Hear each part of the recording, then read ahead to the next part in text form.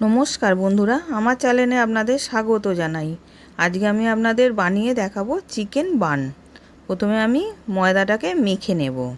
এক বাটি ময়দা নিলাম, স্বাদ মতো নুন দিলাম, দিয়ে মিশিয়ে এবার আমি টক দই দিয়ে মেখে নেব।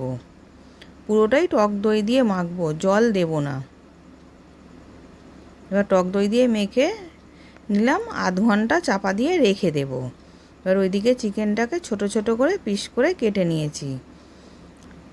এবার আদা রসুন পেস্ট দিলাম, হলুদ গুঁড়ো, লঙ্কা গুঁড়ো, ধনে গুঁড়ো, গরম মশলা গুঁড়ো, স্বাদ মতো নুন আর কেশরি মেথি, আর 2 চামচ টক দই দিলাম, দিয়ে ভালো করে মেখে নেব।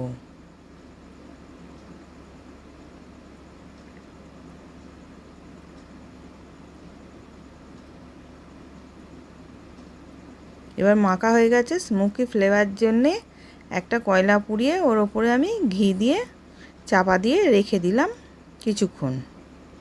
এবার ওইদিকে কড়ার মধ্যে সাদা তেল আর 1 চামচ ঘি দিলাম, দিয়ে এবার মাংসটাকে দিয়ে দিলাম। মাংসটাকে ভেজে নেব।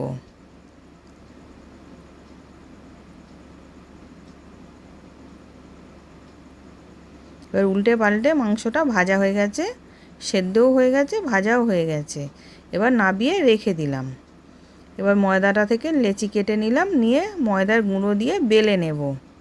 খুব বড় বেলবো না, ছোট করে বেলে এবার ওর মধ্যে আমি পুরটা ভরে নেব।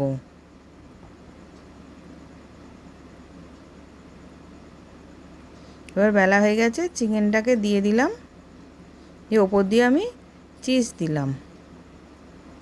এবার মুড়ে নেব, ভালো করে মুখটাকে মুড়ে নেব।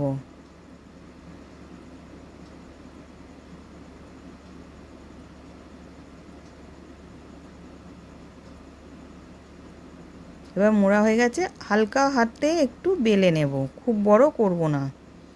এবার বেলা হয়ে গেছে, ওইদিকে আমি গ্যাসের মধ্যে একটা কড়া গরম করতে বসিয়েছিলাম। কড়াটা গরম হয়ে গেছে, আমি দিয়ে উল্টে পাল্টে প্রথমে সেঁকে নেব চিকেন বানটাকে। এবার আমি ওর ওপর দিয়ে বাটার দিলাম, দিয়ে ভেজে নিচ্ছি। উল্টে পাল্টে লাল লাল করে ভেজে নেব। এবার ধারটাও একটুখানি কাত করে দাঁড়িয়ে সেঁকে নিচ্ছি, যাতে কাঁচাটা না থাকে।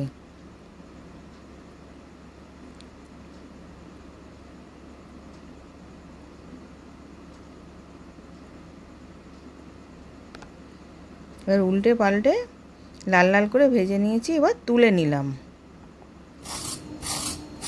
এবার কতটা মুচমুচে হয়েছে দেখুন। আশা করছি ভিডিওটা ভালো লেগেছে। আমি হাজির হব আর এক নতুন রেসিপির সাথে।